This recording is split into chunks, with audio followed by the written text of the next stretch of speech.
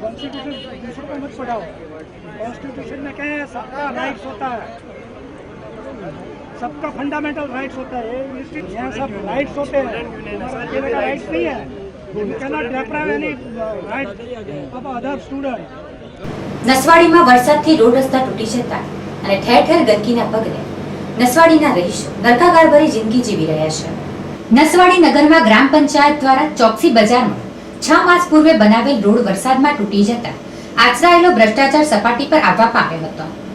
તો નસવાડી જકાત નાકાનો રોડ પણ તૂટી જતા મસમોટા ખાડા નિર્માણ થતા વાહન ચાલકોને પારાવાર યાતનાઓ ભોગવી રહ્યા છે.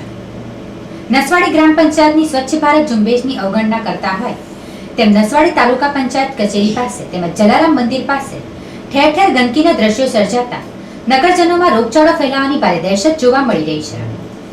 રોડ રસ્તા અને ગંદકીના ત્રાસથી નસવાડીના નગરજનોમાં તંત્ર સામે ભારે રોષ ફેલાયેલો જોવા મળી રહ્યો છે.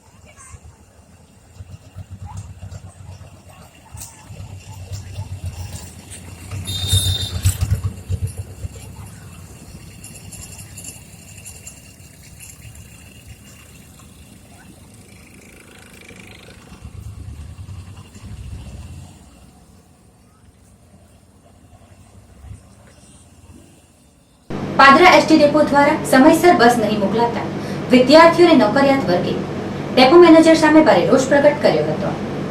પાદરા એસટી ડેપો દ્વારા ગ્રામ્ય વિસ્તારોમાં સમયસર એસટી બસોના દોડાવતા વિદ્યાર્થીઓને નોકરિયાત વર્ગ ભારે યાતના ભોગવી રહ્યા છે. ત્યારે પાદરા એસટી ડેપો મેનેજરને વિદ્યાર્થીઓ તેમજ નોકરિયાત વર્ગે રજૂઆત કરવા જતા ડેપો મેનેજરે ઉદ્ધત વર્તન કરતા વિદ્યાર્થીઓએ પાદરા એસટી ડેપો મેનેજર સામે ભારે સૂત્રોચ્ચાર પોકારી વિરોધ પ્રદર્શન કર્યું હતું. જો પાદરા ડેપો સમયસર બસો નહીં દોડાવે તો આગામી દિવસોમાં ઉગ્ર આંદોલનની ચીમકી ઉચ્ચારી હતી. વિદ્યાર્થી અપડાઉન કરું છું, સિગ્મા કોલેજમાં ભણું છું.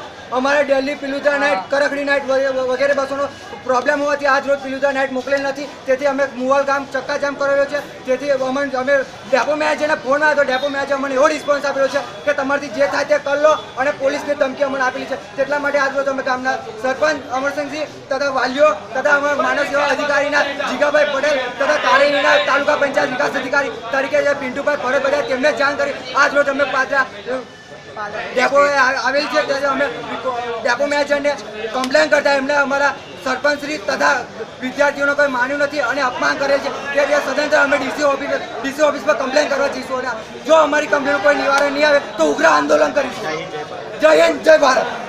વિરમગામ શહેરના બસ સ્ટેન્ડ વિસ્તારમાં અસામાજિક તત્વો દ્વારા જાહેર શૌચાલય તોડી પડાતા વેપારી વર્ગ દ્વારા બંધ પાડી વિરોધ નોંધાવ્યો હતો.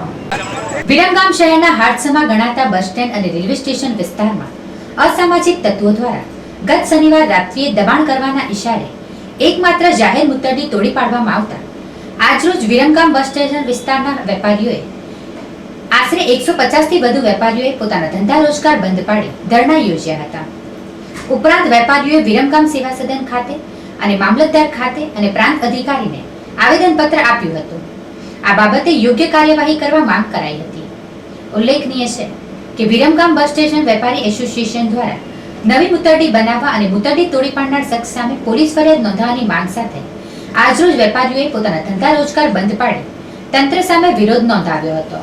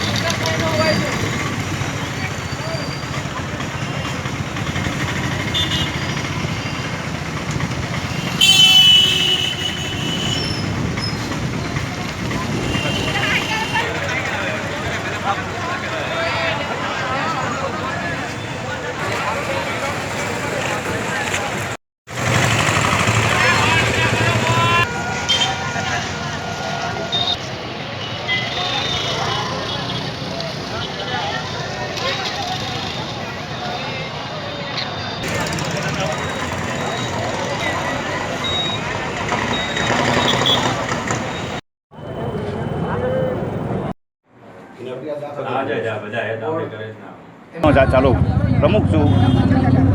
શનિવારે રાતે અસામાજિક તત્વો એ જાહેર મૂતરડી હતી, જેમાં અમારા બધા વેપારી ભાઈઓ આવતા જતા રાહદારીઓ હિસાબ કરવા માટે જતા, એ મૂતરડી અસામાજિક તત્વોએ શનિવારે રાતે તોડી ત્યાં આગળ દુકાન બનાવવાનું એમનું કાવતરું હોવાથી અમારે જાહેર મૂતરડી 24 કલાકની અંદર થાય ચાલુ, અને જે તે વ્યક્તિએ તોડી હોય એની સામે 24 કલાકની અંદર એફઆઈઆર થાય દાખલ, એવી અમારી માંગણી છે.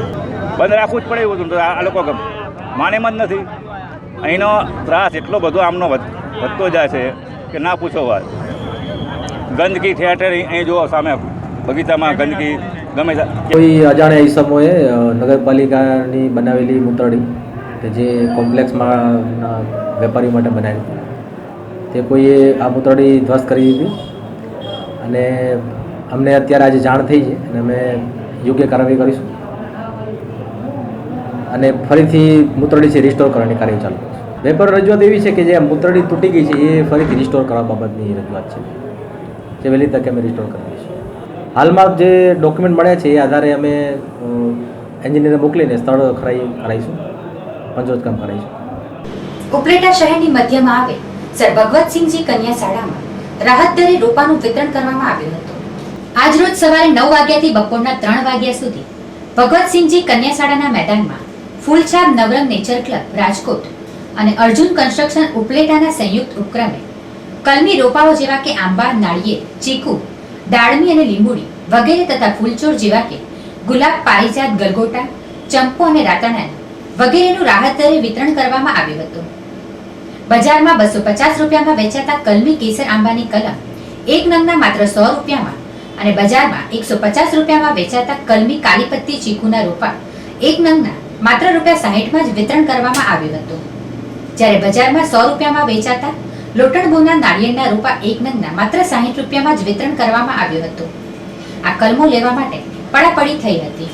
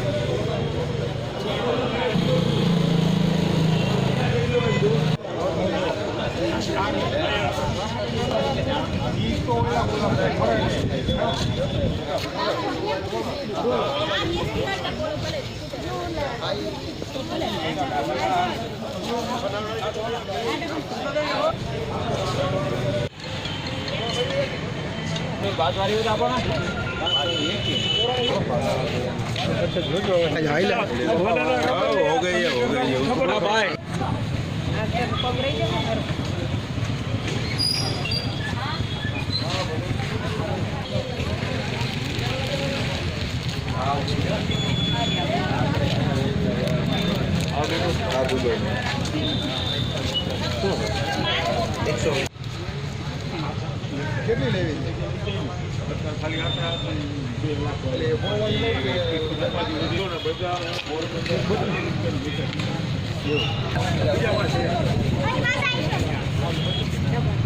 આજે નવરંગ નેચર ક્લબ તથા ઉપલેટા અર્જુન કન્સ્ટ્રક્શન દ્વારા રાહત ભાવે રોપાનું વિતરણ કરવામાં આવેલ છે. એમાં વિજય બાલાસરા છે, તે પોતે એમ કે નવરંગ નેચરલ ક્લબ ચલાવે છે અને એવા રાહત ભાવે રોપાનું વિતરણ કરે છે. આજે ઉપલેટા મુકામે 4 થી 5 ટેમ્પા છે પોતે રોપાનું વિતરણ કરવા માટે લઈ આવ્યા હતા અને ઉપલેટા નગરપાલિકાના વિસ્તારના દરેક નાગરિકો હોશે પોતાના આંગણે વાવવા માટે રોપા લઈ ગયા છે અને એક ઉત્સાહનો માહોલ છે.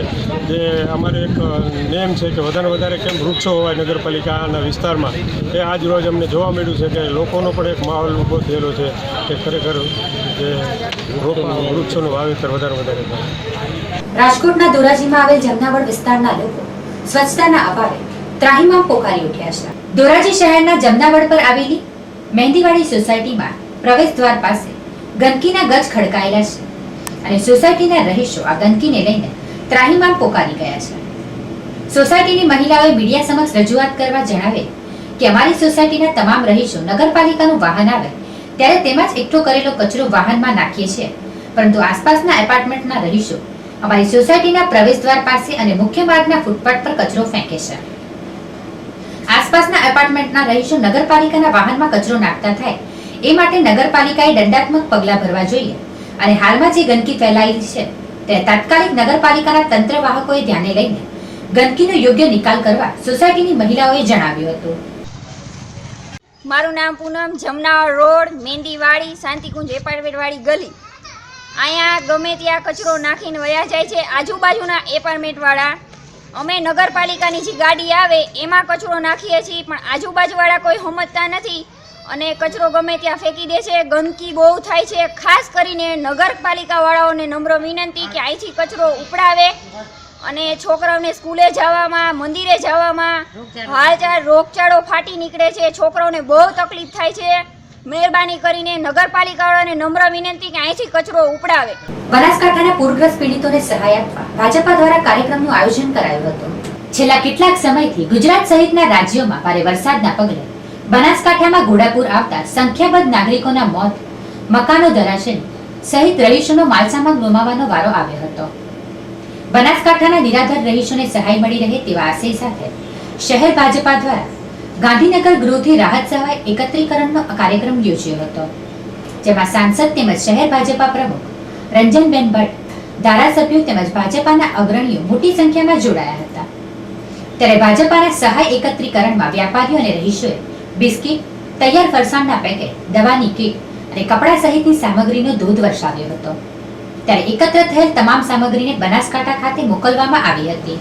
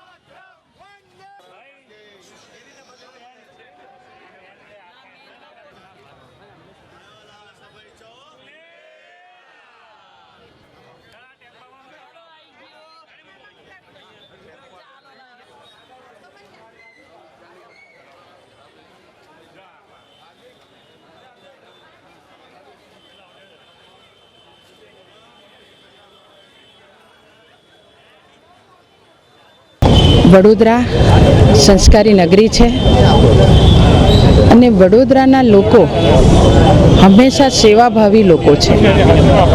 એવી જ રીતે વડોદરા શહેરના ભારતીય જનતા પાર્ટીના કાર્યકર્તાઓ પણ હંમેશા પ્રજાજનોની વચ્ચે રહ્યા છે અને પ્રજાજનો માટેની જે કંઈ કામગીરી સેવારૂપી કરવાની હોય એમાં હંમેશા વડોદરા શહેરનો ભારતીય જનતા પાર્ટીનો કાર્યકર ખડે પગે તૈયાર રહે છે.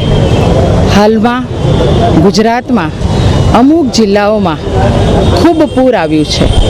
બનાસકાંઠા હોય, પાટણ હોય કે પછી ડાંગ જિલ્લો હોય, ત્યાં એવી પરિસ્થિતિ છે કે લોકોના ઘરના ઘર ડૂબી ગયા છે. લોકોને રહેવા માટેની જગ્યા નથી. તો નાસ્તો જમવાનું તો એ લોકોને ખૂબ પહોંચ્યું છે. સરકાર દ્વારા પણ ખૂબ સહાય એમને મળી રહી છે.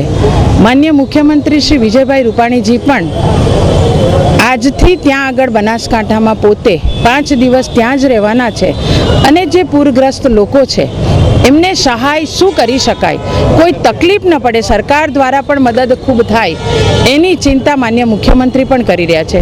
આજે વડોદરા મહાનગર તરફથી મારા પાર્ટીના કાર્યકર્તાઓ આજે વેપારી મંડળો જે છે જુદા જુદા એ મંડળો દ્વારા કપડાં હોય, વાસણો હોય કે એવી વસ્તુ લેવી કે જે બગડે નહીં અને લોકોને ખરેખર જીવન જરૂરિયાતની પૂરું થયા પછી પણ જરૂર છે એવી વસ્તુ, એવી સામગ્રીની આજે આપણા વડોદરાના જુદા જુદા વેપારી મંડળો દ્વારા મળી રહી છે. હું વડોદરાના દરેક વેપારી મંડળોને ખૂબ ખૂબ આભાર માનું છું, અભિનંદન પણ આપું છું. આભાર એટલે માનું છે કે અમારો વડોદરાનો વેપારી હંમેશા સેવા કરવા માટે તૈયાર હોય છે. જ્યારે પણ પાર્ટી તરફથી લોક ઉપયોગી સેવા કરવાનું કીધું હોય ત્યારે વેપારીઓ હંમેશા તૈયાર હોય છે. આવું જ આજે પણ તેઓ તૈયાર છે, તેમને હું આભાર માનું છું. અને આવો આપણે વડોદરાના નગરજનો ભેગા થઈએ અને જે પૂરગ્રસ્ત લોકો છે જેમને ખરેખર આપણે એક ફરી ઊભા કરવાની જરૂર છે. ગુજરાત એવું રાજ્ય છે કે હંમેશા એકથી બીજા લોકોને ખડે ઊભા કરવાની આ ગુજરાતની પ્રજાની એક સ્વભાવ છે. તો આવો જે પૂરગ્રસ્ત લોકો છે એમને ફરી ઊભા કરીએ અને તેઓ તેમનું સામાન્ય જીવન ખૂબ સારી રીતે જીવી શકે એવું આપણે વડોદરાના નગરજનો પણ કરીએ એવું આપના દ્વારા મારા વડોદરાના નગરજનોને એક આહ્વાન પણ કરી રહી છું. ધન્યવાદ. મકરપુરા સ્થિત ગાયત્રીનગરના મકાનમાં વીજ કરંટ ઉતરતા 2 મહિલાઓને કરંટ લાગતા એકનું ઘટના સ્થળે જ મોત નીપજવા પામ્યું હતું. વડોદરા શહેરના મકરપુરા વિસ્તારમાં આવેલ ગાયત્રીનગરના એક મકાનમાં કપડાં સુકવતી 2 મહિલાઓને વીજ કરંટ લાગતા બેભાન થવા પામી હતી, જેમાંથી શારદાબેન ચંપકભાઈ ડામોરનું વીજ કરંટથી ઘટના સ્થળે જ મોત નીપજવા પામ્યું હતું, જ્યારે અન્ય ઈજાગ્રસ્ત મહિલાને સ્થાનિકો દ્વારા ખાનગી હોસ્પિટલ ખાતે સારવાર અર્થે ખસેડાઈ હતી. બનાવના પગલે પોલીસ અને જીઈબીના કર્મચારીઓએ દોડી આવી વધુ કાર્યવાહી હાથ ધરી છે.